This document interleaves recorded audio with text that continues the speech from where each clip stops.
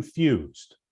Are you saying that if I go onto the Fidelity website and enter today's interest rates, my lump sum is 15% lower? Question mark. Is AT&T changing the formula? So there's a couple of questions in here. Yes, there is. We'll answer the first question first. So when you log into the site, okay, the values that you see, assuming that your benefit commencement, which by the way is different depending on if you're a Legacy T person or a Legacy S person, or if you're from Bell South or something, depending on the heritage, right? So some of you have to leave the payroll by November 30th of 2022 to get this interest rate for 2022.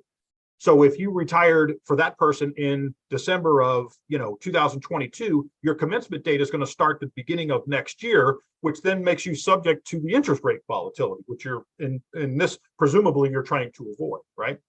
So if you go into the site and estimate a benefit, you don't have to put, nor should you put, any variable on the segment rates for anything that commences a benefit for this particular tax year, because the system is already designed to give you the relevant rates for all people who have a commencement in 2022. So the question is, if you see a 15% lower lump sum, it would be because you're advocating leaving the payroll next year as opposed to this year. And we're further assuming that interest rates are going to change on the negative end for you, and it's going to have an adverse impact to your lump sum. So yeah, most of the values that we see, in fact, the lowest one in the most recent few weeks that I've seen is what was actually yesterday, and it was with an individual who was in his late 60s, and his impact was about 15%.